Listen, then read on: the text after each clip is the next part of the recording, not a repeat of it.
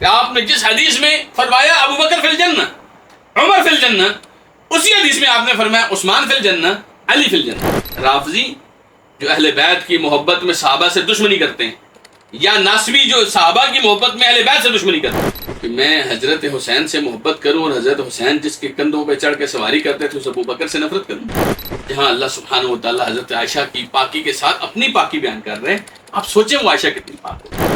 اللہ نے اس دور میں ہمیں پیدا نہیں کیا، ہمیں ان لڑائیوں سے بچا کے رکھا، تو ہم اپنی زبان کو نہیں بچا سکتے ان باتوں سے؟ تو جن لوگوں کو اللہ نے بخش دیا ہے، پتہ نہیں لوگ کیوں ان کو بخش نہیں رہے۔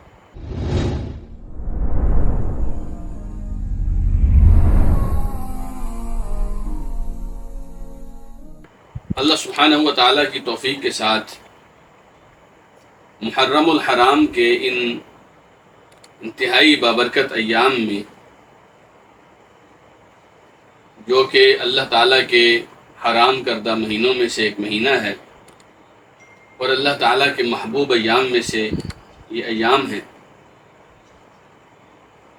ان دنوں میں جہاں بہت سارے لوگ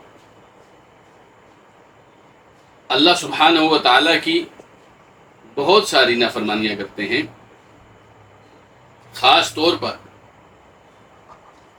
ہم نے دیکھا ہے کہ ہمارے معاشروں میں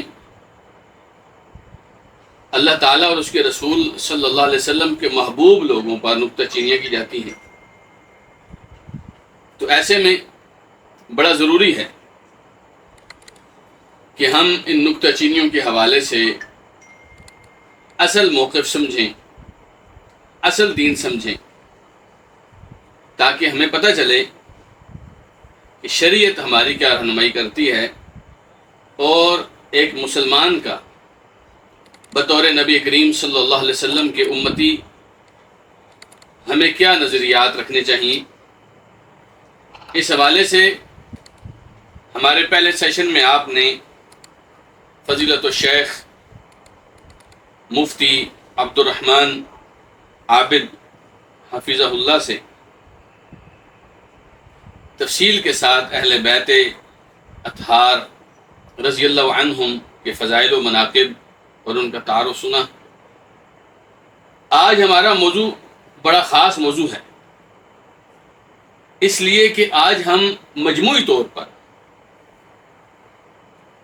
ایک مسلمان کا صحابہ کرام رضی اللہ عنہم، اہل بیت اطہار رضی اللہ عنہم سے متعلق کیا موقف ہونا چاہیے، کیونکہ بہت سارے فتنہ پرور لوگوں نے صحابہ کرام اور اہل بیت کو ایک دوسرے کا مد مقابل قرار دیا ہے، اور بہت سارے لوگوں کی روزی روٹی اس بات پر لگی ہے کہ وہ صحابہ اور اہل بیت کے درمیان دشمنیوں کو ثابت کریں۔ لیکن حقیقت کیا ہے، اور ان دشمنیوں سے یا اختلافات سے یا لڑائی جھگڑوں سے ہمارا کتنا تعلق ہونا چاہیے، تاکہ کل قیامت کے دن ہم اللہ سبحانہ و تعالیٰ کے سامنے سرخرو تو ہو سکیں، انشاءاللہ سرنگوں نہ ہوں۔ اس لیے میں سمجھتا ہوں کہ صحابہ کرام کے حوالے سے اہل سنت کا، خود رسول اللہ کا صلی اللہ علیہ وسلم، رسول اللہ کے صحابہ کا، صحابہ کے بعد تابعین، اتباع تابعین، ائمہ دین کا کیا طریقہ کار تھا، ان کا کیا رویہ تھا، کیسا لہجہ تھا، یہ جاننا بڑا ضروری ہے، تاکہ ہم بھی انہی کے نقش قدم پر چلیں۔ کیونکہ ہمیں فرمایا گیا ہے والذین اتبعوہم بإحسان، بعد میں آنے والے جو صحابہ کی اتباع ایسے کرتے ہیں جیسے بطور احسان کرتے ہیں، یعنی ہم نے بڑے پرفیکشن کے ساتھ صحابہ کرام کی اتباع کرنی ہے۔ تو وہ کیسے ان معاملات کو دیکھتے تھے، یہ سارا ہم نے پڑھنا ہے، اور اس کے لیے ہم نے جس کتاب کا انتخاب کیا ہے وہ بڑے معروف امام ابو بکر محمد بن الحسین الآجری رحمہ اللہ کی ایک کتاب ہے الشریعہ۔ یہ اتنی قیمتی کتاب ہے کہ اگر ایک مسلمان کو اپنے نظریات اور عقائد سمجھنے ہوں تو اس کتاب سے وہ بخوبی سمجھ سکتا ہے انشاءاللہ۔ تو ہم اس کتاب الشریعہ میں سے کچھ اقتباسات، کچھ قطعات آپ کے سامنے رکھیں گے تاکہ ہم اس موضوع سے متعلق کچھ بات سمجھ سکیں انشاءاللہ العزیز۔ تو لازمی بات ہے اہل سنت کا کے ہاں طریقہ کار ہے کہ آپ بات سے پہلے بات کرنے والے کو بھی دیکھیں. ایسا نہ ہو کہ بات کرنے والا اپنی بات کو کسی ملمہ سازی کے ذریعے سے ایسا ریپر چڑھا دے کہ آپ کو لگے کہ بات تو بڑی عمدہ ہے، حالانکہ اس بات کے اندر زہر بھرا ہوا ہو. اور عام طور پر ہوتا بھی ایسے ہی ہے. محرم کے دنوں میں آپ دیکھتے ہیں کہ بہت سارے لوگ اہل بیت اعظام کی محبت قدم بھرتے ہوئے اور اس کا اظہار کرتے کرتے صحابہ کرام کی تنقید شروع کر دیتے ہیں. تو ہمارے ہاں یاد رکھیں، یہ اصول ہے کہ سموا لنا رجالکم.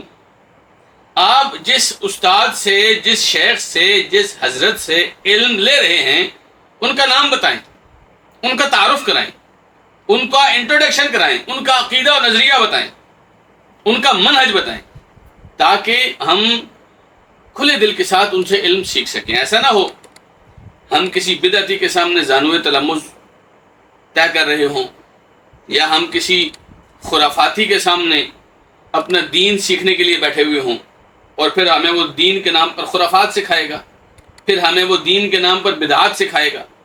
اور ایسا عام طور پر دیکھنے میں آیا ہے. اس لیے ہم ان چکنی چپڑی باتوں میں آنے والے نہیں ہیں کہ جی آپ بات کرنے والے کے بارے میں نہ دیکھیں، آپ بات دیکھیں. نہیں، ہمیں بتایا گیا ہے کہ اپنے بات کرنے والے جس کی بات بتا رہے ہو، جس سے علم سیکھ رہے ہو، اس کا تعارف بھی کراؤ.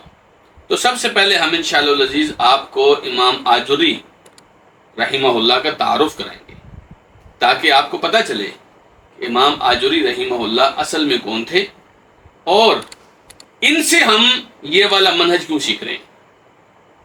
کیونکہ ہر آدمی اپنی اپنی بات کرتا ہے. جیسے قرآن میں آتا ہے نا، کل حزب بما لدیہم فرحون، ہر پارٹی اپنے اپنے دلائل لے کر خوش ہے. تو ہم نے یہ نہیں دیکھنا کہ بات کیا ہے، ہم پہلے دیکھیں گے کہ بات کرنے والا کون ہے. تو امام آجری رحمہ اللہ کون ہے؟ تو امام آجری کا اصل میں پورا نام ہے ابو بکر محمد ابن الحسین ابن عبداللہ الآجری البغدادی. اصل میں یہ جو آجر تھا یہ بغداد کا ایک محلہ تھا، اور ان کی نسبت اسی محلے کی طرف ہے، تو اس لیے یہ آجری کہلاتے تھے. ان کے بہت سارے علماء نے القابات لکھے ہیں. علماء جن صفات کے حساب سے ان کو جانتے ہیں، مثلا الامام الحافظ. الحافظ کا مطلب ہوتا ہے جو اس کو دین کا بہت زیادہ علم جس نے حفظ کیا ہو. الثبت، ایسا مضبوط عالم جس کی ایک ایک روایت قابل اعتماد ہو. النحریر، انتہائی ماہر عالم. بحر العلم، علم کا سمندر. صاحب السنہ، یہ بدعتی نہیں تھے، سنت والے تھے. الاثری، اپنی رائے پر نہیں چلتے تھے کہ میرے خیال میں ایسے ہے، میری رائے ایسے ہے، میرے شیخ نے یوں فرمایا، ایسے نہیں. بلکہ الاثری، یہ صحابہ و تابعین کے آثار کے مطابق چلتے تھے. الزاخر، جنہوں نے بہت زیادہ علم جمع کیا ہوا تھا. بالفضل الغزیر، اللہ تعالیٰ نے ان کے اوپر بہت فضل کیا تھا. المحدث، یہ بیک وقت حدیثیں پڑھانے والے، بیان کرنے والے، سیکھنے والے، سکھانے والے محدث بھی تھے. الفقیہ، اور ساتھ ہی ان حدیث کو، دین کو، قرآن و سنت کو، نصوص کو سمجھنے والے فقیہ بھی تھے. القدوہ، اور یہ لوگوں کے لیے ایک بہت بڑا آئیڈیل تھے، بہت بڑا نمونہ تھے امام آجری رحمہ اللہ. ویسے تو یہ بغداد سے تعلق رکھتے تھے، لیکن ان کے بارے میں ابن خلکان جس نے وفیات کے اوپر کتاب لکھی ہے، انہوں نے یہ حکایت نقل کی ہے کہ یہ جب مکہ مکرمہ گئے تو مکہ مکرمہ کی رونق اور اس کی جو شان اور عظمت ہے ان کی آنکھوں کو بڑی اچھی لگی. انہوں نے اللہ تعالیٰ سے دعا کی کہ اللہ 1 سال تو کم سے کم مجھے یہاں پر سکونت نصیب فرما، 1 سال. تو کہتے ہیں کسی نے آواز دی بلکہ 30 سال. اور ایسا ہوا کہ امام آجری رحمہ اللہ 30 سال کی عمر میں 330 ہجری میں یہ مکہ مکرمہ گئے اور 30 سال، پورے 30 سال گزارنے کے بعد یہ مکہ مکرمہ میں فوت ہو گئے رحمہ اللہ۔ اس لیے امام ذہبی رحمہ اللہ ان کو بسا اوقات شیخ الحرم الشریف بھی کہتے تھے، کیونکہ انہوں نے حرم شریف کے اندر 30 سال تک علم سکھایا ہے۔ امام ذہبی رحمہ اللہ جو لوگوں کی چھان پھٹک کے حوالے سے بڑے ماہر آدمی ہیں، لوگوں کو، ان کے نظریات کو، ان کے عقائد کو، ان کے منہج کو جاننا امام ذہبی رحمہ اللہ کا خاصہ ہے۔ امام ذہبی رحمہ اللہ کا جو ان کے بارے میں کمنٹ ہے بڑا قیمتی ہے۔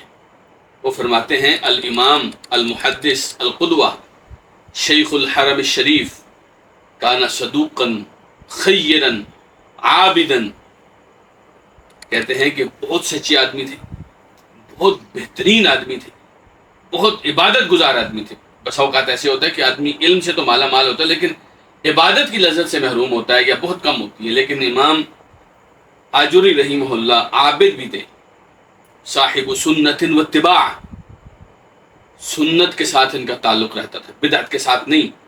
اور ایسا بھی نہیں کہ سنت کی صرف معلومات رکھتے تھے، بلکہ والاتباع، اتباع سنت میں بھی بڑے آگے تھے۔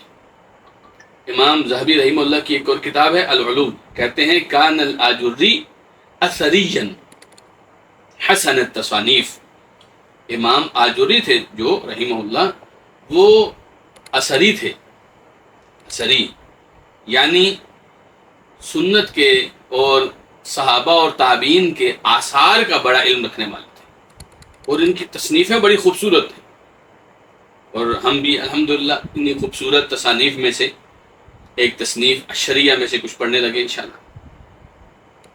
امام خطیب بغدادی تھے جو بغداد کے بہت بڑے تاریخ دان تھے، انہوں نے تاریخ بغداد کے اوپر بہت بڑی کتاب لکھی ہے۔ وہ کہتے ہیں کان الاجری ثقۃ صدوقا دینا لہ التصانیف، امام آجری رحمہ اللہ بہت قابل اعتماد آدمی تھے، بڑے سچے آدمی تھے اور بہت دیندار آدمی تھے۔ امام سیوطی رحمہ اللہ جو بہت بعد میں آئے، وہ کہتے ہیں کان عالما عاملا صاحب سنت دینا ثقۃ، بہت بڑے عالم تھے اور عامل بھی تھے، صرف علم نہیں عمل بھی تھا، سنت والے آدمی تھے، دیندار آدمی تھے، بہت قابل اعتماد آدمی تھے۔ امام ابن مفلح الحنبلی کہتے ہیں کان من الفقہاء والکبار، بڑے لوگوں میں سے ایک آجوری تھے اور بڑے فقیہ آدمی تھے۔ یاقوت الحموی کہتے ہیں کان ثقۃ صنف تصانیف کثیرہ، انہوں نے بہت ساری جو ہے تصنیفیں لکھی اور بہت قابل اعتماد آدمی تھے۔ ابن الندیم کہتے ہیں کہ احد الصالحین العباد، یہ امت کے بڑے بڑے نیک لوگوں اور عبادت گزار لوگوں میں سے امام آجری رحمہ اللہ ایک تھے۔ تو آپ کو بتانا اصل میں مقصود یہ ہے کہ ان کا علمی مقام و مرتبہ کیا ہے، تاکہ جب ہم ان کے اقوال پڑھیں اور ان کی باتیں اور ان سے کچھ سیکھیں گے تو آپ کو پتہ ہونا چاہیے کہ یہ کس مرتبے کے، کس لیول کے آدمی ہیں۔ اسی طرح جب بھی دیکھا جاتا ہے تو اس دور میں بھی اور آج بھی ہمیں دیکھنا چاہیے کہ فقہی طور پر کوئی آدمی کس مکتب فکر سے تعلق رکھتا ہے۔ تو امام آجری رحمہ اللہ اصل میں سلفی العقیدہ تھے، سلفی العقیدہ، وہ عقیدہ جو سلف صالحین نے ہمیں دیا ہے اس عقیدے پر تھے، اہل عصر کے منہج پر تھے۔ اہل عصر کا مطلب کیا ہے؟ جو صحابہ تابعین کو دیکھ کر ایک ایک قدم ان کے مطابق رکھنے کی کوشش کرتے ہیں، اس منہج پر تھے، اور مذہبی جمود اور تعصب کے سخت مخالف تھے۔ ہمارے ہاں لوگوں نے فرقے بنائے ہوئے نا، کوئی حنبلی ہے، کوئی شافعی ہے، کوئی مالکی ہے، کوئی حنفی ہے، اپنے اپنے فرقے ہیں، کوئی جعفری ہے۔ تو امام آجری رحمہ اللہ وہ کتاب و سنت صحابہ و تابعین کو دیکھنے والے تھے، مذہبی تعصب جو تھا، شدت پسندی، اس سے بہت دور تھے، بلکہ بہت مخالف تھے۔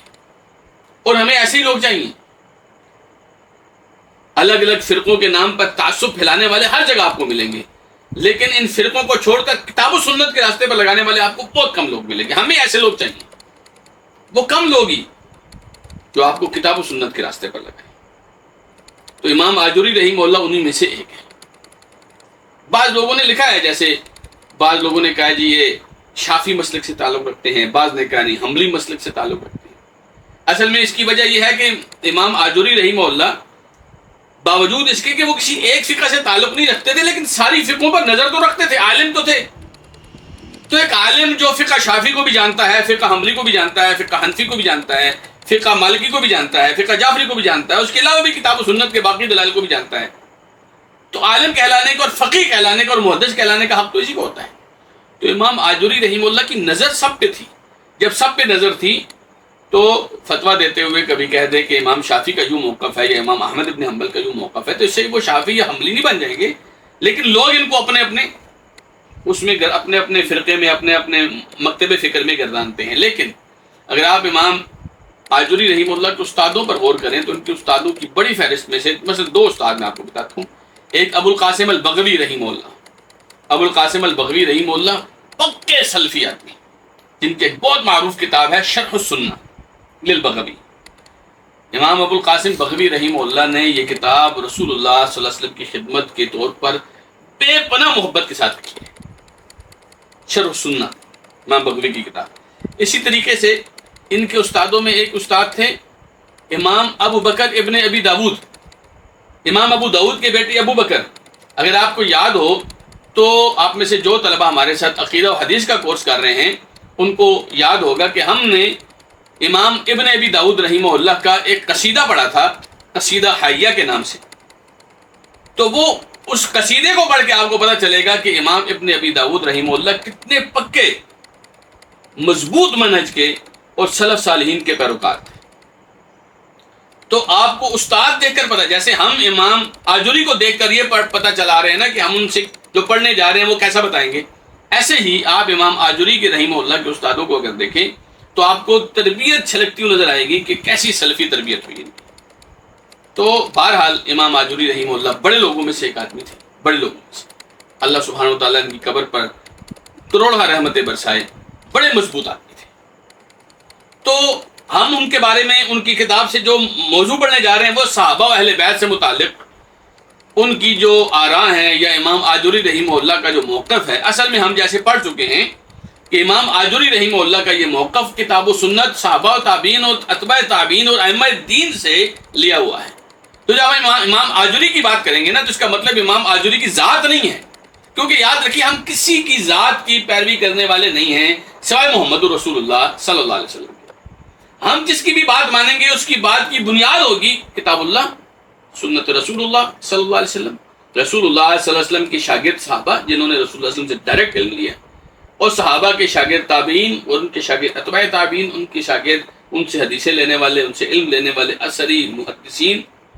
تو ہم جب کسی بھی کی بات کرتے ہیں تو ہم پہلے اس کی بیس چیک کرتے ہیں۔ تو جب ہم امام آجوری رحمہ اللہ کی بیس چیک کر چکے تو اب ہم اس موضوع پر، صحابہ اور اہل بیت کے موضوع پر امام آجوری رحمہ اللہ کو پڑھنے جا رہے ہیں، تاکہ ہمیں پتہ چلے کہ امام آجوری نے جو صحابہ اور اہل بیت کے سے علم لیا ہے اس کا خلاصہ کیا ہے۔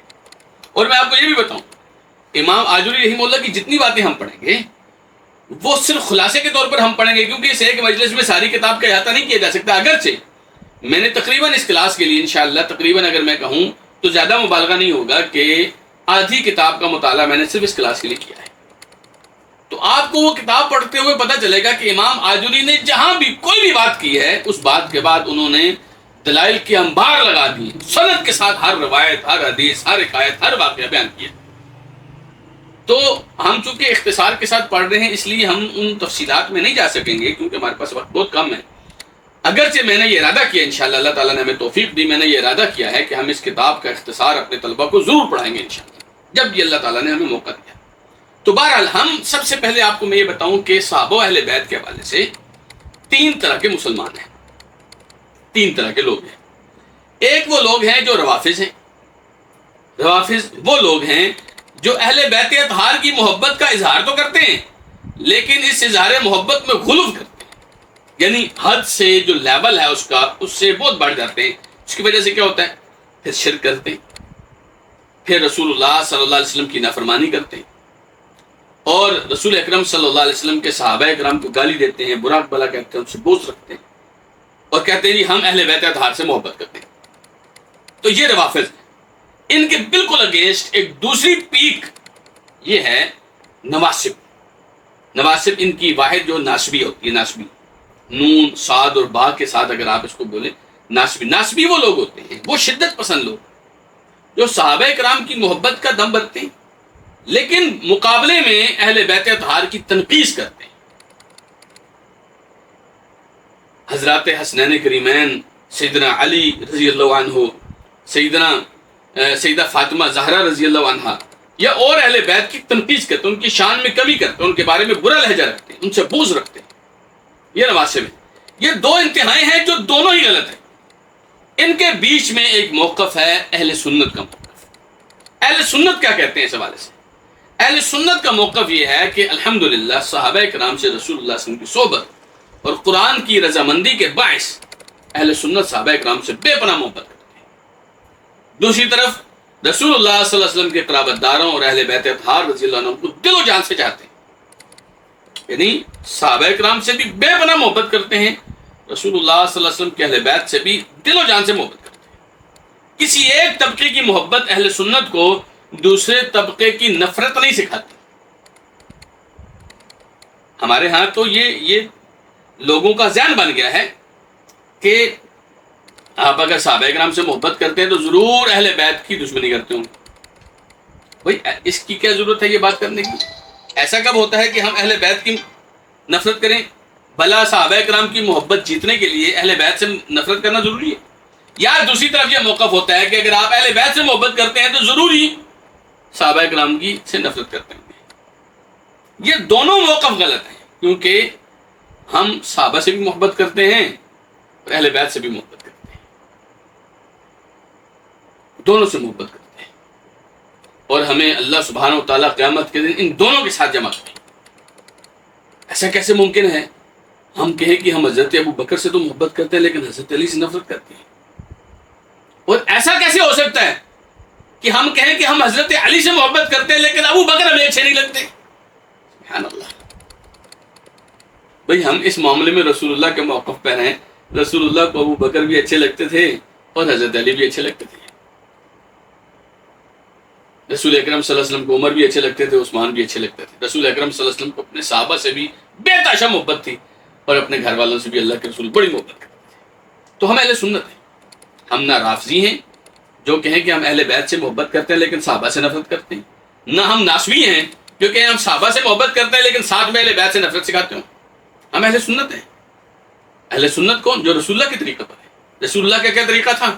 آپ علیہ الصلوۃ والسلام ابو بکر کو بھی اور عمر کو بھی ساتھ رکھتے تھے اور عثمان اور علی کو بھی ساتھ رکھتے تھے. آپ نے جس حدیث میں فرمایا ابو بکر فی الجنہ، عمر فی الجنہ، اسی حدیث میں آپ نے فرمایا عثمان فی الجنہ، علی فی الجنہ. جس زبان مبارک نے فرمایا کہ ابو بکر اور عمر جنت کے ادھیڑ عمر لوگوں کے سردار ہوں گے، اسی زبان مبارک سے یہ حدیث بھی آئی ہے کہ حسن اور حسین جنت کے نوجوانوں کے سردار ہوں گے. اب بھلا ایسے کیسے ہو سکتا ہے کہ ہم جنت کے جوانوں کے سردار سے نفرت کریں اور ادھیڑ عمر کے سرداروں سے محبت کریں، یا جنت کے جوانوں کے سردار سے تو بے تحاشا محبت کریں اور ادھیڑ عمروں کے سردار سے نفرت کریں؟ یہ کون سا بھلا انصاف ہے؟ مجھے یاد پڑتا ہے کہ ایک آدمی نے، عرب کے ایک شیخ تھے، انہوں نے ایک کتاب لکھی اور بڑی پیاری کتاب کا عنوان بڑا پیارا دیا. انہوں نے کہا ربحت الصحابہ ولم اخسر آل البیت. ربحت الصحابہ ولم اخسر آل البیت. میں نے صحابہ سے محبت کی اور اہل بیت سے نفرت نہیں کی. میں صحابہ کو بھی جیت گیا اور اہل بیت کو ہارا بھی نہیں. یہ طریقہ ہے. اگر کسی کو لگتا ہے کہ اہل بیت سے محبت کرنے کی وجہ سے ابو بکر سے نفرت کرنا لازمی ہے، وہ جھوٹ بولتا ہے. جھوٹ بولتا ہے. سیدنا انس فرمایا کرتے تھے بعض لوگ سمجھتے ہیں علی اور ابو بکر کی محبت ایک دل میں جمع نہیں ہو سکتی. میں اللہ کو گواہ بنا کے کہتا ہوں مجھے ابو بکر اور عمر سے بھی محبت ہے، عثمان اور علی سے بھی محبت ہے رضی اللہ عنہ. آپ کو لگتا ہے کہ میں حضرت حسین سے محبت کروں اور حضرت حسین جس کے کندھوں پہ چڑھ کے سواری کرتے تھے اس ابو بکر سے نفرت کروں؟ ایسے کیسے ہوتا ہے جی؟ تو ہم محبت کرنے والے لوگ ہیں. ہم صحابہ سے بھی محبت کرتے ہیں اور اہل بیت سے بھی محبت کرتے ہیں. نفرت پتہ کس سے کرتے ہیں؟ ہم نفرت صحابہ کے دشمنوں سے کرتے ہیں اور اہل بیت کے دشمنوں سے کرتے ہیں. نہیں مانتے ان کو، ان کی محبت ہمارے دلوں میں آتی نہیں، نہ ہم ان کی محبت کو اپنے دلوں میں جگہ دیتے ہیں. اہل سنت ہیں ہم رافضی نہیں ہیں، ہم ناسبی نہیں ہیں. تو بہرحال ہم یہ بتا رہے ہیں کہ لوگوں کے تین گروہ ہیں، رافضی، ناسبی، اور دونوں ہی انتہاؤں پر ہیں۔ ہم نہ ناسبی ہیں نہ رافضی ہیں، ہم کیا ہیں؟ اہل سنت ہیں، جو صحابہ سے بھی محبت کرتے ہیں اور اہل بیت سے بھی محبت کرتے ہیں۔ اب یہ آئیے صحابہ اکرام کے حوالے سے میں نے ایک خلاصہ سے نکالا ہے کہ قرآن و حدیث کی نصوص تقریباً 4 قسم کی ہیں۔ ایک قسم تو صحابہ اکرام کی مدح سرائی پر، ان کے فضائل و مناقب پر قرآن کی آیات بھی ہیں، رسول اللہ صلی اللہ علیہ وسلم کی احادیث بھی ہیں، اور خود صحابہ اکرام بھی ایک دوسرے کے ساتھ ایسا معاملہ کرتے ہیں۔ دوسرے نمبر پر صحابہ اکرام کے حوالے سے قرآن و حدیث میں جو آیات اور احادیث ہیں وہ کیا ہیں؟ صحابہ کی تربیت و اصلاح پر۔ کبھی صحابہ اکرام کو کوئی بات سمجھائی جا رہی ہے، کبھی کسی جگہ پر ان کو ڈانٹا جا رہا ہے، کبھی کسی جگہ پر ان کو ترغیب دی جا رہی ہے، کبھی کسی جگہ پر ان کو ان کی حوصلہ افزائی کی جائے۔ تربیت و اصلاح کے معاملات میں قرآن میں آیات بھی ہیں، رسول اللہ صلی اللہ علیہ وسلم کی حدیث بھی ہیں۔ اسی طریقے سے قرآن اور حدیث میں صحابہ اکرام کے حوالے سے ایک اور قسم کی آیات اور حدیث ایسی ہیں جن میں دفاع صحابہ کا پہلو ہے۔ صحابہ اکرام کا اللہ تعالیٰ نے دفاع کیا ہے، اللہ کے رسول نے دفاع کیا ہے۔ مثلا آپ سورہ بقرہ کے شروع میں اگر دیکھیں، اللہ سبحانہ و تعالیٰ نے فرمایا کہ وَإِذَا قِيلَ لَهُمْ آمِنُوا كَمَا آمَنَ النَّاسُ قَالُوا أَنُؤْمِنُ كَمَا آمَنَ السُّفَهَاءُ أَلَا إِنَّهُمْ هُمُ السُّفَهَاءُ وَلَٰكِن لَا يَشْعُرُونَ۔ جب ان سے کہا جاتا ہے کہ آؤ اس طرح ایمان لاؤ جس طرح لوگ ایمان لائے، یعنی ابو بکر ایمان لائے، عمر ایمان لائے، عثمان ایمان لائے، علی ایمان لائے، اس طرح ایمان تم بھی لاؤ۔ تو منافق کہتے تھے کہ کیا ہم اس طرح ایمان لائیں جیسے یہ بے وقوف ایمان لائے؟ ان لوگوں نے صحابہ کرام کو بیوقوف کہا۔ بہت بڑی جسارت ہے یہ۔ آپ کو پتہ ہے اللہ سبحانہ و تعالیٰ نے یہ بات ہمارے لیے نہیں چھوڑی، فوراً ہی ان صحابہ کا دفاع کر کے فرمایا الا انہم ہم السفہاء، یاد رکھنا بیوقوف خود یہ لوگ ہیں، یہ لوگ ہیں جو صحابہ کو بیوقوف سمجھتے ہیں لیکن ان کو پتہ بھی نہیں، اتنے بیوقوف ہیں کہ ان کو اپنی بیوقوفی کا بھی ادراک نہیں۔ سمجھے آپ؟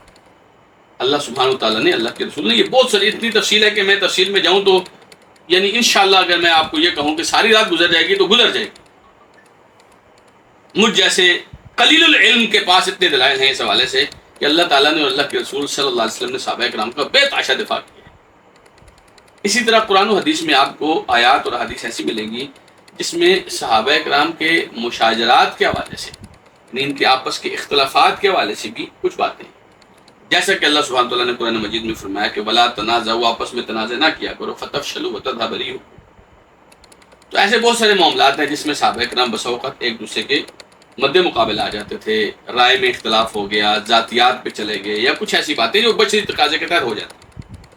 ان 4 دلائل کے حوالے سے ہم امام آجوری رحمہ اللہ کے کچھ موقف پڑھیں گے اور ہم سمجھیں گے کہ ہماری تربیت اس حوالے سے کیا ہونی چاہیے۔ سب سے پہلے ہم نے کہا نا فضائل و مناقب، جو قرآن و حدیث میں فضائل و مناقب ہیں، صحابہ کرام کی تعریف کی گئی ہے، اولئک هم المفلحون، اولئک هم المتقون، اولئک هم المؤمنون حقا، یا جو بھی ایسی آیات ہیں یا حدیث ہیں بے شمار ہیں۔ تو ہمیں کیا کرنا چاہیے؟ سب سے پہلے یاد رکھیں جن آیات میں اور حدیث میں صحابہ کرام کی مدح و ثنا آئی ہے، فضائل و مناقب ہیں، جن میں ان کی جنت کی بشارتوں کی بات ہو رہی ہے، ان کو رضی اللہ عنہم کہا جا رہا ہے، ان کو حق مومنین کہا جا رہا ہے، ان کے بارے میں بتایا جا رہا ہے کہ جنت کے اعلیٰ درجات میں ہوں گے۔ مومن کے لیے ضروری ہے کہ ان تمام نصوص پر کامل ایمان لائے، کامل ایمان ہو کہ صحابہ ایسے ہی تھے، اور اس کو پتہ ہو جب قرآن مجید میں اللہ سبحانہ و تعالیٰ نے اہل ایمان کا تذکرہ کیا تو سب سے پہلے حقدار صحابہ ہی تھے اس بارے میں۔ قرآن میں جتنے کامیاب لوگوں کا تذکرہ ہے ان کامیابی کا سب سے پہلا حقدار صحابہ کرام کا طبقہ ہے، اور ان نصوص کو کثرت کے ساتھ بیان کرے اور پھیلائے۔ مومن کا یہ کام ہے۔ مومن ایسا نہیں ہوتا جو علم کو چھپا چھپا کے بیٹھے، بلکہ اس کو چاہیے کہ یہ جو اہل خیر ہیں، ہمارے مقتدی اور پیشوا ہیں، ان کی خیر کو آگے لوگوں تک پہنچائے۔ بعض لوگ سمجھتے ہیں جی اختلافی موضوع ہمیں نہیں چھیڑنا چاہیے، یہ بیان نہیں کرنا چاہیے۔ کیوں نہیں بیان کرنا چاہیے بھائی؟ اللہ نے بیان کیا، اللہ کے رسول نے بیان کیا صلی اللہ علیہ وسلم، اور ہمیں کہا کہ یہ بیان کرو، ہم بیان نہ کریں؟ کیا کوئی ایسی آیت بھی ہے، کوئی ایسی حدیث بھی ہے جس میں ہمیں یہ کہا گیا ہے کہ یہ بیان نہ کرو؟ تو ہمیں چاہیے کہ بیان کریں۔ امام آجوری رحمہ اللہ کہتے ہیں قال محمد بن الحسین، محمد بن الحسین سے مراد امام آجوری رحمہ اللہ کہتے ہیں فقد واللہ انجز اللہ عز وجل الکریم للمہاجرین والانصار ما وعدہم بھی۔ امام آجری رحمہ اللہ نے قرآن و حدیث سے کچھ مختصر صحابہ کرام کی مد و ثنا یا فضائل کے بارے میں بات کی۔ کہتے ہیں دیکھیں اللہ تعالیٰ نے صحابہ کرام سے جو جو وعدے کیے اللہ نے وہ پورے کیے۔ جعلہم خلفاء من بعد الرسول، رسول اللہ کے بعد اللہ نے صحابہ کرام کو خلفاء بنایا۔ ومکنہم فی البلاد، اور وہ مکہ یا مکے کے علاوہ دیگر علاقے جو صحابہ کرام جو عرب لوگوں کو پہلے پوچھتے بھی نہیں تھے، اللہ نے صحابہ کرام کو وہاں آباد کیا۔ وفتح الفتوح، صحابہ نے کتنی فتوحات کی۔ وغنم الاموال، کتنے مال غنیمت جمع کی۔ وسبع الذراریج الکفار، اور کفار کی نسلوں کو صحابہ کرام نے قیدی بنایا۔ واسلم علی ایدیہم من الکفار خلق کثیر، اور ان کے ہاتھوں پہ بے شمار لوگوں نے اسلام قبول کیا۔ وعزوا دین اللہ عز وجل، ان لوگوں نے اللہ کے دین کو عزت بخشی۔ وَأَذَلُّوا أَعْدَاءَ اللَّهِ عَزَّ وَجَلَّ، اللہ عز و جل کے دشمنوں کو ذلیل کیا ان لوگوں نے۔ وَظَهَرَ أَمْرُ اللَّهِ وَلَوْ كَرِهَ الْمُشْرِكُونَ، مشرکوں کے نہ چاہنے کے باوجود بھی اللہ نے صحابہ کے ذریعے سے اپنے دین کو نافذ کیا۔ وَسَنُّوا لِلْمُسْلِمِينَ السُّنَنَ الشَّرِيفَةَ، اور ان صحابہ نے مسلمانوں کے لیے بہت سارے راستے بنائے، بہت سارے طریقے بنائے، بہت ساری چیزیں رائج کی۔ وَكَانُوا بَرَكَةً عَلَى جَمِيعِ الْأُمَّةِ، یہ صحابہ کرام تمام امت کے لیے برکت تھے، برکت۔ صحابہ کرام تمام امت کے لیے برکت تھے۔ ابو بکر و عمر و عثمان و علی رضی اللہ عنہم و رضوا عنہ اولئک حزب اللہ۔ امام آجری کہتے ہیں کہ ابو بکر کو دیکھیں، حضرت عثمان کو دیکھیں، حضرت عمر کو دیکھیں، حضرت علی کو دیکھیں، اللہ ان سب سے راضی ہوا، اور یہ سب اللہ سے راضی ہوئے، اور یہ لوگ اللہ کی جماعت ہیں، یہ لوگ اللہ کی جماعت۔ اس لیے امام آجری کہتے ہیں واجب علی کل مسلم عقل عن اللہ عز وجل وصانہ عن مذاہب الرافضہ والناصبہ، اس لیے ہر مسلمان کے لیے ضروری ہے جسے اللہ نے عقل عطا فرمائی ہے اور اللہ نے رافضی اور ناصبی مذہب سے اس کو بچا کے رکھا ہے۔ وہی ہم نے کہا نا، رافضی جو اہل بیت کی محبت میں صحابہ سے دشمنی کرتے ہیں، یا ناصبی جو صحابہ کی محبت میں اہل بیت سے دشمنی کرتے ہیں، دونوں بدعتی اور گمراہ فرقوں سے اللہ نے بچا کے رکھا ہے۔ مسلمان پر واجب ہے ان یشہد لمن شہد لہ النبی صلی اللہ علیہ وسلم بالجنہ، وہ لوگ جن کے لیے رسول اللہ نے جنت کی گواہی دی ہے، مسلمان بھی گواہی دے کہ یہ لوگ جنتی ہیں۔ اگر اللہ کے رسول نے ابو بکر کو جنتی کہا ہے تو مسلمان کو چاہیے ہر کسی کو بتائے کہ ابو بکر جنتی ہے، اور ان لوگوں کا منہ بند کرے جو ابو بکر کو کافر کہتے ہیں اور دوزخی کہتے ہیں اور دشمن کہتے ہیں۔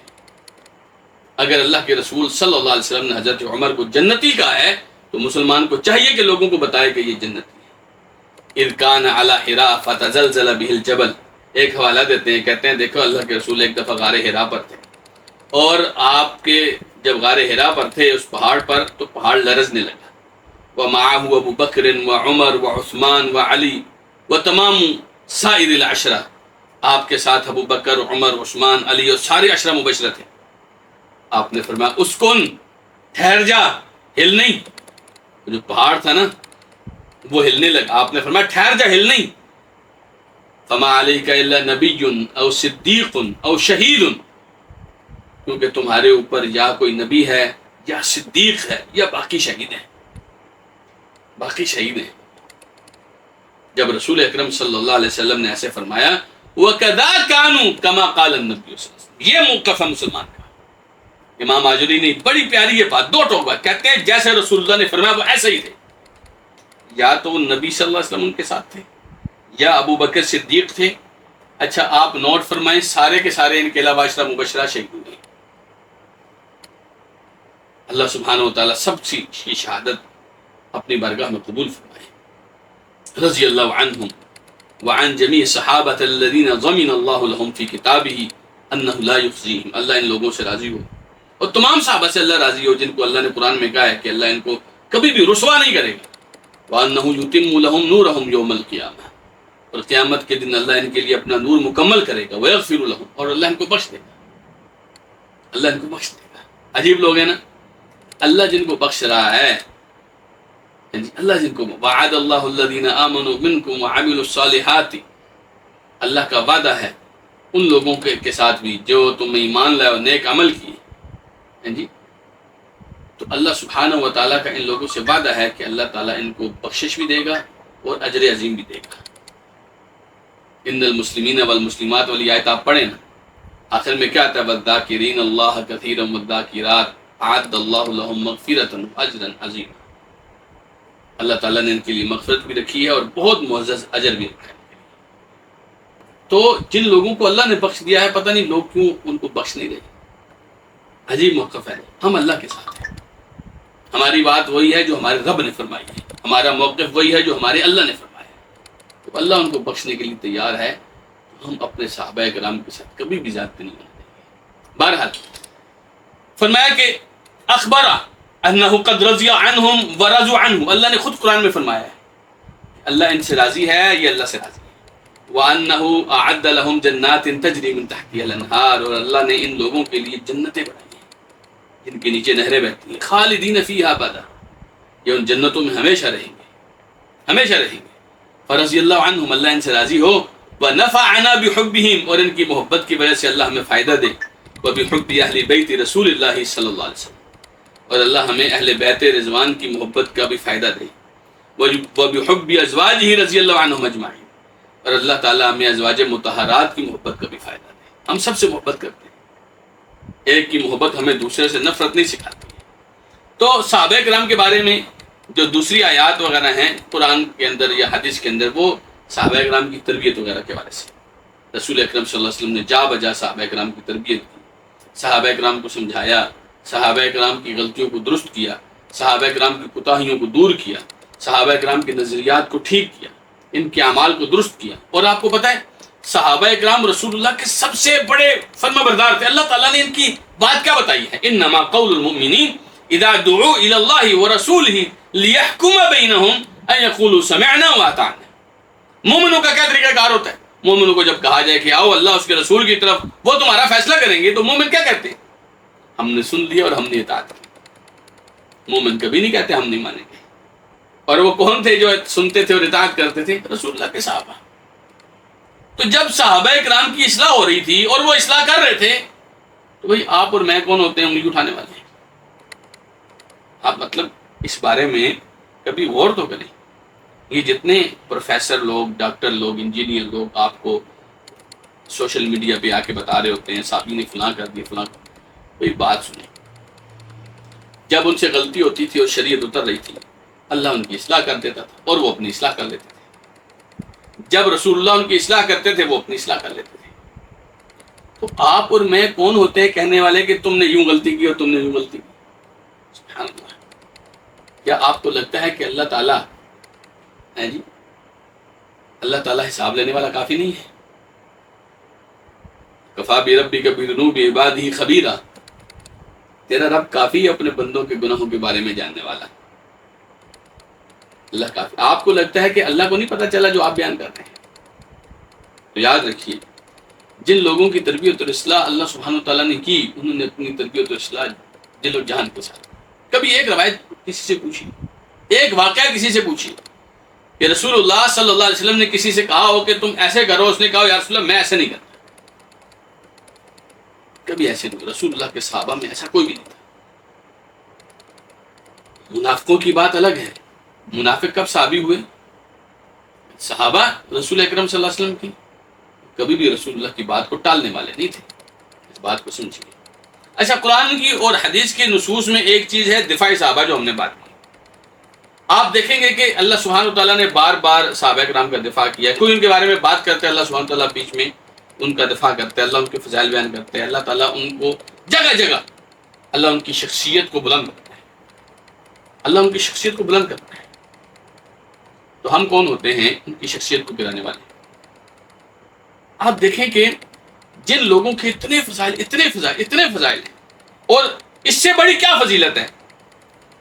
مثلا حضرت عائشہ صدیقہ رضی اللہ عنہا کے اوپر تہمت لگ رہی ہے جی، اللہ تعالیٰ نے قرآن مجید میں منافقوں کی اس تہمت کا جواب دیا، اور وہ تمام لوگ جن میں 4 ایمان والے بھی تھے جنہوں نے سیدہ عائشہ کے بارے میں تہمت آمیز الفاظ کہے تھے، اللہ سبحانہ تعالیٰ نے سب کو سزا دینے کا مطالبہ کیا اور سب کو سزا دی گئی۔ ایک صحابیہ ام المومنین سیدہ عائشہ صدیقہ رضی اللہ تعالیٰ عنہا، اس ایک صحابیہ عائشہ کہتی ہیں رضی اللہ عنہ، میرے تو وہم و گمان میں بھی نہیں تھا میرے بارے میں اللہ قرآن اتارے گا، لیکن اللہ نے قرآن اتار کے بتایا کہ عائشہ نے غلطی نہیں کی رضی اللہ عنہ، اور جنہوں نے تہمت لگائی انہوں نے بہت بڑا گناہ سمجھا۔ والذی تولی کبرہ لہ عذاب عظیم، وہ آدمی جس نے اس تہمت کا بڑا حصہ، بڑا کردار ادا کیا، اس کے لیے بڑا عذاب ہے۔ اس کا مطلب ہے صحابہ کرام رضی اللہ عنہم کے بارے میں بات کرتے ہوئے اس بات کا خیال رکھنا چاہیے، آپ اور میں جتنی بڑی بات کریں گے اتنی بڑی ذمہ داری سر پہ پڑ جائے گی۔ تو ہمیشہ دیکھ بھال کے، سوچ سمجھ کے قدم اٹھائیں، زبان کھولیں، کیونکہ یہ رسول اللہ صلی اللہ علیہ وسلم کے صحابہ۔ امام آجری کیا کہتے ہیں؟ امام آجری کہتے ہیں رحمہ اللہ، کہتے ہیں کہ ان اللہ عز وجل لم یزد عائشہ رضی اللہ عنہا فی قصۃ الافک الا شرفا ونبلا وعزا۔ آپ غور تو کریں، امام آجری کے الفاظ میں تھوڑا سا غور کریں، کہتے ہیں کہ اللہ تعالیٰ نے جب سیدہ عائشہ پر تہمت لگی، واقعہ افک ہوا، اللہ تعالیٰ نے سیدہ عائشہ صدیقہ رضی اللہ تعالیٰ عنہ کی عزت اور شرف میں اضافہ کیا، ان کے وقار میں، ان کی شان میں اضافہ کیا۔ وزاد من رماها من المنافقین ذلا وخزیا، اور وہ منافق جنہوں نے ان کے اوپر تہمت لگائی ان کی ذلت اور رسوائی میں اضافہ کیا۔ ووعظ من تکلم فيها من غیر المنافقین من المؤمنین باشد ما يكون من الموعظہ، اور منافقین کے علاوہ جن مسلمانوں نے اس میں حصہ ڈالا انہیں اللہ تعالیٰ نے سخت طریقے سے، انتہائی سخت طریقے سے نصیحت کی۔ وحذرهم من يعودوا لمثله، اور اللہ نے انہیں ڈرایا کہ آئندہ ایسا کبھی مت کرنا۔ ما ظن مما لا يحل الظن فيه، آپ اس بارے میں گمان بھی نہیں کر سکتے جس بارے میں آپ کو گمان کرنے کی ضرورت نہیں ہے۔ آپ رسول اللہ کی زوجہ محترمہ کے بارے میں یہ گمان کریں گے کہ آیا اس نے برائی کی یا نہیں کی؟ اللہ نے فرمایا ایسے نہیں ہوتا۔ لولا اذ سمعتموه قلتم ما يكون لنا ان نتكلم بهذا سبحانك هذا بهتان عظیم، تمہارے لیے یہ مناسب ہی نہیں تھا جب تم نے بات سنی، تم فوراً یہ کیوں نہیں کہہ دیا تم نے کہ ما يكون لنا ان نتكلم بهذا، ہمارے لیے مناسب ہی نہیں کہ ہم اس بارے میں بات کریں، ہم رسول اللہ کی زوجہ محترمہ کے بارے میں بات کریں، ہم امی جان سیدہ عائشہ صدیقہ کے بارے میں بات کریں، ہمارے لیے یہ بات مناسب ہی نہیں۔ سبحانک، اللہ تو پاک ہے، ھذا بہتان عظیم، فوراً تمہارے دلوں میں بات آنی چاہیے تھی کہ یہ بہت بڑا بہتان ہے۔ آپ کبھی اس بات پر غور کریں، اللہ تعالیٰ نے اپنی اس پیاری بندی کے لیے کتنا دفاع کیا، کتنا دفاع کیا۔ فرمایا یعظکم اللہ ان تعودوا لمثلی، اللہ تمہیں نصیحت کرتا ہے کہ آئندہ ایسا مت کرنا، ابداً کبھی ایسا مت کرنا، ان کنتم مؤمنین، اگر تم ایمان والے ہو، آئندہ ایسا نہیں۔ دیکھیں سیدہ عائشہ پر جو تہمت لگنی تھی وہ لگ گئی، لیکن اللہ نے فرمایا آئندہ ایسا نہیں کرنا۔ کیا نہیں کرنا؟ کبھی غور کیا آپ نے اس پر؟ اللہ سبحانہ و تعالیٰ یہ فرما رہا ہے کہ یہ جو ہستی ہیں یہ تمہاری سوچ اور تمہاری اپروچ سے بہت اوپر ہے، تم نے کبھی ان کے بارے میں زبان نہیں کرنی۔ لوگ آ کے آپ کو کہتے ہیں معاویہ نے ایسے کیا، عثمان نے ایسے کیا، فلاں نے ایسے کیا، فلاں صحابی نے ایسے کیا، مغیرہ ابن شعبہ نے ایسے کیا، عمر ابن عاص نے ایسے کیا۔ آپ ان میں یہ کیوں نہیں کہہ دیتے ما یکون لنا ان نتکلم بہذا؟ او بھائی ہماری یہ حیثیت ہی کدھر ہے کہ ہم ان لوگوں کے بارے میں بات کریں؟ جس معاویہ کو رسول اللہ بلا کے کہتے تھے قرآن نازل ہوا وہ لکھو، ہم کہ وہ معاویہ ایسا تھا؟ کیسا تھا؟ سبحان اللہ۔ آپ کو پتہ ہے عمر ابن عاص کے بارے میں رسول اللہ فرمایا کرتے تھے صلی اللہ علیہ وسلم، اسلم الناس وآمن عمرو، لوگ اسلام لائے ہیں لیکن عمر ڈائریکٹ ایمان لایا ہے۔ عمر ابن عاص کہتے ہیں میں رسول اللہ کے ساتھ کچھ دن رہا، مجھے لگتا تھا رسول اللہ سب سے زیادہ مجھ سے محبت کرتے ہیں۔ آپ کو لگتا ہے کہ آپ اور میں اس لیول کے ہیں کہ ہم عمر ابن عاص کے بارے میں بات کریں؟ سبحان اللہ۔ مغیرہ ابن شعبہ کے بارے، مغیرہ ابن شعبہ وہ ہیں جب صلح حدیبیہ ہو رہی تھی اور عروہ ابن مسعود ثقفی جو ہے نا رسول اللہ کی داڑھی کو ہاتھ لگایا تو مغیرہ ابن شعبہ نے اس کی داڑھی پہ اپنی تلوار کی ہتھی ماری، کہنے لگے کہ اپنے ہاتھ کو رسول اللہ کی پیاری داڑھی سے دور رکھو، تمہارے ہاتھ میں اتنی حیثیت نہیں کہ میرے رسول کی داڑھی کو چھو سکے، ناپاک ہاتھ ہے، مشرکوں کا ہاتھ ہے۔ آپ کو لگتا ہے کہ آپ اس مغیرہ ابن شعبہ رضی اللہ عنہ کے بارے میں بات کرنے کی حیثیت رکھتے ہیں؟ آپ اور میں یہ کیوں نہیں کہتے تھے سبحانک ھذا بہتان عظیم؟ اللہ رسول اللہ کے صحابہ کے بارے میں جو لوگ باتیں کرتے ہیں یہ بہت بڑا بہتان ہے۔ ما یکون لنا ان نتکلم بھذا، ہماری کیا ضرورت ہے ہم اس بارے میں بات کریں؟ ایسے یہاں پر نا امام آجوری رحمہ اللہ نے ایک بہت پیارا ایک نقطہ دیا، کہتے ہیں کہ دیکھو ذرا، کہتے ہیں میرے استاد تھے ابو عبداللہ ابن شاہین، وہ بیان کرتے تھے کہ آپ غور کریں، اللہ تعالیٰ نے جہاں بھی اہل کفر کے کفر کا ذکر کیا، لوگ اللہ کا بیٹا بناتے ہیں، لوگ اللہ کی بیٹیاں بناتے ہیں، اللہ کے ساتھ شرک کرتے ہیں، اللہ نے وہاں فرمایا کہ اللہ پاک ہے۔ مثلا فرمایا وقالوا اتخذ اللہ ولدا سبحانہ، یہ کہتے ہیں کہ اللہ تعالیٰ نے بیٹا بنایا ہے، اللہ بہت پاک ہے۔ اللہ تعالیٰ نے فوراً اپنی تسبیح اس لیے کی تاکہ پتہ چلے اللہ ان کی اس بات سے بہت پاک ہے، یہ بات بہت گری ہوئی بات ہے جو انہوں نے کی، اللہ اس سے بہت بلند ہے۔ اور ایسے ہی جہاں بھی اللہ نے مشرکوں کو سبحانہ و تعالی عما یشرکون، اللہ بہت پاک ہے اور بہت بلند ہے ان کے شرک سے، تو اس کا مطلب ہے اللہ تعالیٰ انتہائی گھٹیا اعمال سے بہت پاک ہے۔ تو امام ابن شاہین کہتے ہیں کہ جب حضرت عائشہ پر تہمت لگی، اللہ سبحانہ و تعالیٰ نے وہاں بھی یہی فرمایا سبحانہ کا ھذا بہتان عظیم، اللہ بہت پاک ہے۔ اس کا مطلب ہے کہ یہ بہت گھٹیا تہمت لگی تھی، بہت گھٹیا بات کی تھی جن لوگوں نے بھی کی تھی، اور اللہ تعالیٰ بہت بلند ہے کہ اللہ کی ایک بندی اللہ کے حبیب کی زوجہ ایسی ہو، اللہ اس بات سے بہت بلند ہے، بہت پاک ہے اللہ۔ اللہ تعالیٰ کا اپنے محبوب کی زوجہ کے لیے ایسا انتخاب نہیں ہو سکتا جو برا ہو۔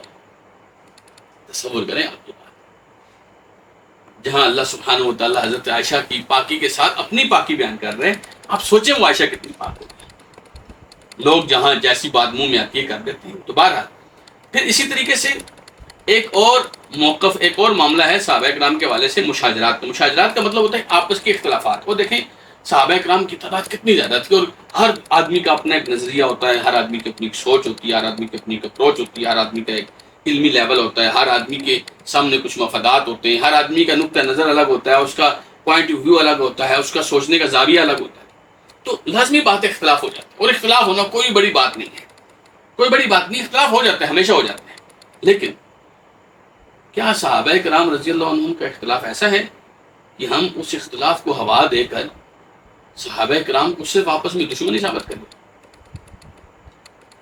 آپ کو لگتا ہے کہ مطلب کوئی دو صحابی بھی ایسے بتائیں جن صحابیوں کا آپس میں اتنا اختلاف ہو کہ ایک دوسرے کو کافر سمجھتے ہیں؟ ہم تو یہاں پہ فتوے لگا کے نہیں تھکتے، لوگ یہاں پہ بیٹھے ہوتے ہیں، پاکستان میں بیٹھ کے حضرت ابوبکر کو کافر کہہ رہے ہوتے ہیں۔ کیا آپ جس علی کا نام لے کے ابوبکر کو کافر کہہ رہے ہیں وہ علی بھی حضرت ابوبکر کو کافر سمجھتے ہیں؟ ان اختلافات کی نوعیت کو بھی سمجھنا۔ اور پھر آپ اور میں کون ہوتے ہیں؟ دیکھیے نا، آپ اور میں کون ہوتے ہیں کہ ہم ان اختلافات کو؟ امام ماجوری کہتے ہیں ینبغی لمن تدبر ما رسمناه من فضائل اصحاب رسول اللہ صلی اللہ علیہ وسلم وفضائل اہل بیتہ رضی اللہ عنہم اجمعین ان يحبهم ويترحم عليهم ويستغفر لهم۔ ہم نے جو فضائل اصحاب بیان کیے ہیں، فضائل اہل بیت بیان کی ہیں، جس آدمی نے بھی اصحاب رسول کے فضائل سنے، اہل بیت کے فضائل سنے، اس کے لیے ضروری ہے وہ ان اصحاب رسول سے بھی اور رسول اللہ کے اہل بیت سے بھی اللہ سب سے راضی ہو، محبت کرے، ان کے لیے رحمت کی دعا کرے، ان کے لیے اللہ سے بخشش مانگے۔ وَيَتَوَسَّلَ إِلَى اللَّهِ الْكَرِيمَ بِهِمْ وَيَشْكُرُ اللَّهَ الْعَظِيمَ إِذَا وَفَّقَهُ لِهَذَا، اور اللہ سبحانہ و تعالیٰ کے پاس جا کر ان صحابہ کی محبت کا وسیلہ دے، اللہ میں تیرے ان بندوں سے محبت کرتا ہوں، تیرے رسول کے اہل بیت سے محبت کرتا ہوں۔ وَلَا يَذْكُرَ مَا شَجَرَ بَيْنَهُمْ وَلَا يَنْقُرَ عَنْهُ وَلَا يَبْحَث۔ امام ماجوری کہتے ہیں کہ ان صحابہ کے آپس کے اختلافات کا ذکر نہ کریں، اس کے بارے میں ٹھونگے نہ ماریں، صحابہ کے اختلاف کے بارے میں تحقیقیں نہ شروع کریں۔ فَإِنْ عَارَضَنَا جَاهِلٌ مَفْتُونٌ قَدْ خُطِيَ بِهِ عَنْ طَرِيقِ الرَّشَادِ فَقَالَ لِمَ قَاتَلَ فُلَانٌ لِفُلَانٌ وَلِمَ قَتَلَ فُلَانٌ لِفُلَانٌ وَفُلَانٌ، اگر کوئی فتنے میں ڈوبا ہوا آدمی ہمارے پاس آئے اور یہ کہے کہ فلاں نے فلاں سے لڑائی کیوں کی، فلاں نے فلاں کو قتل کیا کیوں کیا، قِيلَ لَهُ مَا بِنَا وَبِكَ إِلَى ذِكْرِ هَذَا حَاجَةٌ تَنْفَعُنَا وَلَا اضْطُرِرْنَا إِلَى عِلْمِهَا۔ آپ اس فتنے میں مبتلا شخص سے کہیں بھائی ہمارا ان معاملات سے کیا تعلق ہے؟ اگر حضرت علی اور حضرت معاویہ کی لڑائی ہوئی تو ہمارا ذکر کرنے کا کیا فائدہ ہے؟ وہ لڑائی تو ہو چکی۔ آپ کو پتہ ہے حضرت عمر ابن عبدالعزیز رحمہ اللہ سے کسی نے یہی بات پوچھی کہ حضرت علی بہتر تھے حضرت معاویہ؟ کہتے ہیں یار بات سنو، اللہ نے اس دور میں ہمیں پیدا نہیں کیا، ہمیں ان لڑائیوں سے بچا کے رکھا، تو ہم اپنی زبان کو نہیں بچا سکتے ان باتوں سے؟ ہمارے لیے ان لڑائیوں کو ڈسکس کرنا ضروری۔ فرض کریں آپ ڈسکس کرتے ہیں، آپ کو کیا ملے گا؟ اگر آپ ڈسکس کرتے ہیں اور ایک آدمی کہتے ہیں معاویہ بہتر تھے، دوسرے کہتے ہیں علی بہتر تھے، آپ کو کیا ملے گا سوائے اس کے؟ یا آپ حضرت معاویہ کو برا کہنا شروع کر دیں گے یا حضرت علی کو برا کہنا شروع کر دیں گے. اور اگر آپ حضرت علی کو برا کہیں گے تو آپ رسول اللہ کے محبوب کو برا کہیں گے. آپ حضرت معاویہ کو برا کہیں گے، آپ رسول اللہ کے کاتب کو برا کہیں گے. بعض لوگوں نے تو اتنی تنقید کرتے ہیں. ایک آدمی کہہ رہا تھا، اللہ تعالیٰ اس کو ہدایت دے، کہنے لگا کہ حضرت معاویہ کو تو میں رضی اللہ عنہ دل پر پتھر رکھ کر جاوا اللہ کے بندے، اللہ تعالیٰ وہی پتھر تیرے دل پہ ایسا رکھے کہ تو حضرت معاویہ سے دور ہی ہو جائے.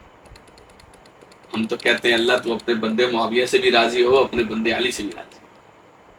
اور ہمیں پتہ ہے، یہ بھی یاد رکھیں، ہمیں پتہ ہے کہ اللہ تعالیٰ حضرت علی سے زیادہ راضی ہے اور حضرت معاویہ سے بھی ناراض نہیں ہے، راضی ہے. ہم کیوں ناراض ہوں؟ حضرت علی زیادہ افضل تھے، لیکن کیا اس کا مطلب یہ ہے کہ حضرت معاویہ کافر تھے؟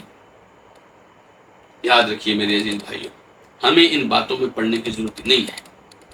اگر آدمی کہے کہ یہ جی ہم ذکر کیوں نہ کریں تو اس سے کہیں لِأَنَّهَا فِتَن شَاهَدَهَا الصَّحَابَہ، یہ تو فتنے کا دور تھا بھائی، صحابہ اس دور میں تھے. فَكَانُوا فِي عَلَى حَسَبِ مَا أَرَاهُمُ الْعِلْمُ بِهَا، تو انہوں نے اپنے لیے وہی فیصلہ کیا جو ان کا علم ان کو بتاتا تھا. وَكَانُوا أَعْلَمُ بِتَأْوِيلِهَا مِنْ غَيْرِهِمْ، اس دور میں صحابہ اپنے سے کسی بھی علاوہ کسی اور آدمی سے زیادہ خود زیادہ جاننے والے تھے. وَكَانُوا أَهْدَى سَبِيلًا مِمَّنْ جَاءَ بَعْدَهُمْ لِأَنَّهُمْ أَهْلُ الْجَنَّةِ، اور جتنے لوگ بعد میں آئے ہیں ان سے زیادہ بہتر راستے پر صحابہ ہی تھے، کیونکہ صحابہ جنتی تھے. علیہم نزل القرآن، ان کی موجودگی میں قرآن نازل ہوتا تھا. وشاہد الرسول صلی اللہ علیہ وسلم، وہ خود رسول اللہ کو دیکھتے تھے صلی اللہ علیہ وسلم. وجاہدوا معاہم، صحابہ نے خود رسول اللہ کے کندھے کے ساتھ کندھا اور قدم کے ساتھ قدم ملا کر جہاد کیا ہے. وشہد لهم اللہ عز وجل بالرضوان والمغفرہ والاجر العظیم، اللہ نے ان کو رضامندیوں کے سرٹیفکیٹ دیے ہیں، بخشش کے سرٹیفکیٹ دیے ہیں، اجر عظیم کے سرٹیفکیٹ دیے ہیں. وشہد لهم الرسول صلی اللہ علیہ وسلم انہم خیر قرن، رسول اللہ نے بتایا تھا کہ سب سے بہترین زمانے کے لوگ ہیں. آپ کو لگتا ہے کہ آج بدترین زمانے میں بیٹھ کے آپ بہترین زمانے والوں کے بارے میں بات کرتے ہیں، ڈسکس کرتے ہیں؟ رسول اللہ کے صحابہ کے بارے میں ہمیں کوئی ضرورت نہیں بات کرنے کی. ہم کیا کریں گے؟ امرنا بالاستغفار لهم، ہمیں حکم ملا ہے ان کے لیے بخشش کی دعا کریں. بخشش کی دعا ہے جی، بخشش کی دعا. ربنا اغفر لنا ولاخواننا الذين سبقونا بالایمان، اللہ ہمیں بھی بخش دے اور ہمارے ان بھائیوں کو بھی بخش دے جو ایمان میں ہم سے پہلے ہو گئے. آپ سوچیں نا، ایمان میں ہم سے پہلے کون لوگ تھے؟ سب سے پہلے ایمان والے کون بنے تھے؟ کیا صحابہ نہیں تھے؟ وترحم علیہم، صحابہ کے بارے میں آپ اللہ سے رحمت کی دعا کریں. والمحبت لہم، ان سے محبت کریں. والاتباع لہم، ان کی بات مانیں کے نقش قدم پر چلیں. دل علی ذلک الکتاب والسنت وقول ائمۃ المسلمین، کتاب و سنت اور مسلمانوں کے ائمہ یہی بات ہے. بہرحال یہ موضوع کافی طویل ہے، اس میں بہت ساری اور بھی باتیں میں کرنا چاہتا تھا، لیکن ہمارا چونکہ وقت مکمل ہو گیا ہے تو میں اسی بات پر اکتفا کرتا ہوں. اور یاد رکھیے بات وہی ہے، ربحنا صحابہ ولم نخسر آل البیت، ہم صحابہ بھی جیتیں گے اور ہم اہل بیت کو بھی نہیں ہاریں گے. ہم صحابہ سے بھی محبت کرتے ہیں، ہم اہل بیت سے بھی محبت کرتے ہیں. میں آپ کو آخری ایک واقعہ سناتا ہوں. حضرت عبداللہ ابن عباس رضی اللہ تعالیٰ عنہ، جو رسول اللہ کے بھائی تھے، چچیرے بھائی تھے، ان کے ایک استاد تھے حضرت زید ابن ثابت رضی اللہ تعالیٰ عنہ، جن کے بارے میں رسول اللہ نے فرمایا صلی اللہ علیہ وسلم کہ افردہم زید ابن ثابت، میری امت میں سب سے زیادہ وراثت کا علم زید ابن ثابت کے پاس ہے. زید ابن ثابت سواری پر سوار تھے اور عبداللہ ابن عباس رضی اللہ تعالیٰ عنہ ساتھ ساتھ اس سواری کی نکیل پکڑ کے چل رہے تھے. زید ابن ثابت نے عبداللہ ابن عباس کو کئی مرتبہ کہا کہ اللہ کے رسول کے بھائی، چچیرے بھائی تھے نا رسول اللہ کے صلی اللہ علیہ وسلم، کہنے لگے اللہ کے رسول کے بھائی اس کی لگام چھوڑ دیجیے. تو حضرت عبداللہ ابن عباس علم دوست آدمی تھے، قدردان آدمی تھے، کہنے لگے نہیں، ایسے کیسے ہو سکتا ہے، ہمیں اپنی امت کی علماء کی خدمت ایسے ہی کرنے کا حکم ملا ہے، ہم اپنے علماء کی سواری کی نکیل پکڑ کے چلیں. زید ابن ثابت رضی اللہ عنہ اتر گئے، کہنے لگے، حضرت عبداللہ ابن عباس کو بوسہ دیا اور کہنے لگے ہمیں اپنے اللہ کے رسول کے گھر والوں کے ساتھ ایسے ہی کرنے کا حکم ملا ہے، ایسا پیار کیجیے. آپ نے رسول اللہ کی فیملی کو چھوڑیے، رسول اللہ کے ساتھی کو چھوڑیے. نہ ابو بکر اور عمر اور عثمان کو چھوڑیے، نہ علی اور حسن اور حسین کو چھوڑیے۔ سبھی لوگ ہمارے سروں کا تاج ہیں، سبھی لوگ ہماری آنکھوں کی ٹھنڈک ہیں، سبھی ہمارے سینے کا سرور ہیں۔ اللہ ان سے راضی ہو اور اللہ ہمیں ان کے نقش قدم پر چلائے۔ جزاکم اللہ خیرا، وآخر دعوانا ان الحمد للہ رب العالمین۔